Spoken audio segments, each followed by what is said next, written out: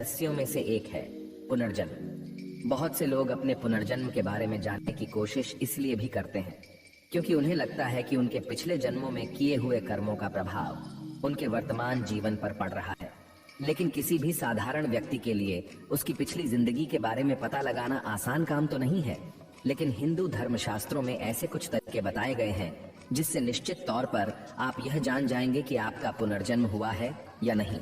इस वीडियो के माध्यम से हम आपको वह जानकारी देंगे जिससे आप यहाँ तक जान जाएंगे कि पिछले जन्म में आप कौन थे, आपकी आदतें, इच्छाएं और प्रतिभाएं क्या थीं।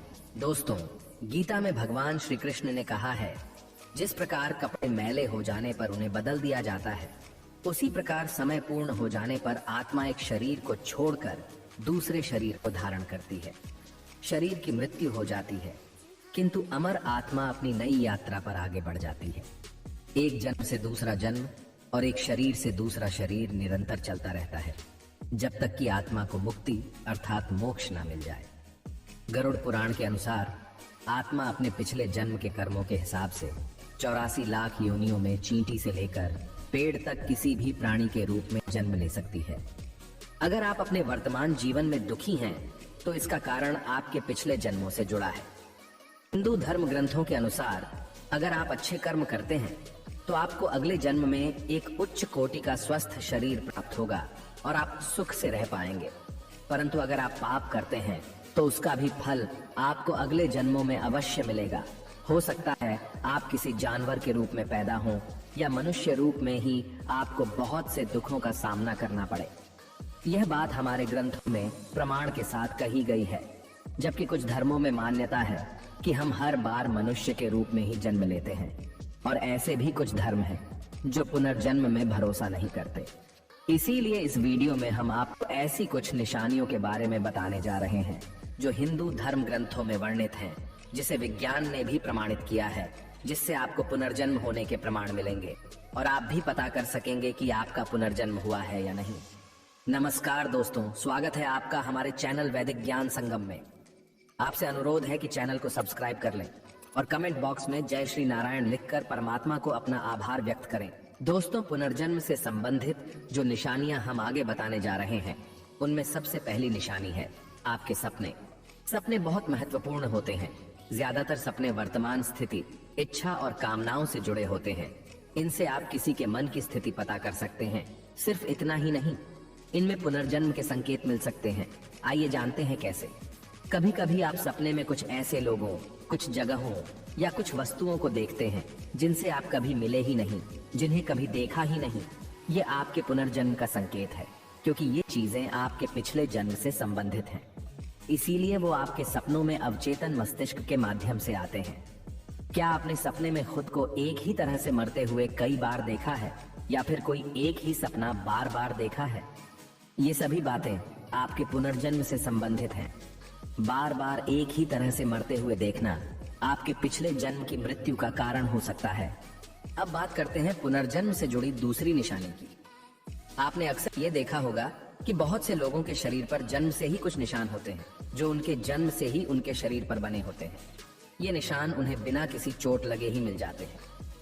शरीर पर बने इन निशानों का संबंध हमारे पिछले जन्मों से होता है। गरुड़ पुराण के अनुसार जिन आत्माओं को नरक में यातनाएं दी जाती है, जब वह अपने सारे पाप कर्मों का फल भोग कर पृथ्वी लोक पर मनुष्य रूप में जन्म लेती है, तो उनमें से कुछ के शरीर पर ये निशान रह जाते हैं।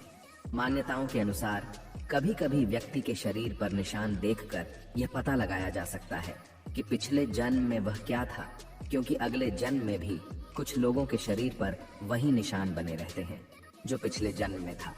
इस विषय पर विज्ञान ने एक विश्व प्रसिद्ध शोध किया। एक जानी मानी मनोचिकित्सक स्टीवेंसन ने सैकड़ों लोगों पर रिसर्च किया और अपने रिसर्च में पाया कि उन सभी मामलों में से लगभग 35 लोगों के शरीर पर उनके पिछले जन्म से संबंधित कोई न कोई निशान था। उनमें से कुछ लोगों को चोट या बीमारी के कारण अपने पिछले जन्म की यादें याद भी आ गईं। ऐसा ही एक मामले में एक बच्चे को याद आया कि पिछले जन्म में उसकी मृत्यु सिर में गोली लगने से हुई थी। आइए अब बात करते हैं पुनर्जन्म की तीसरी निशानी की।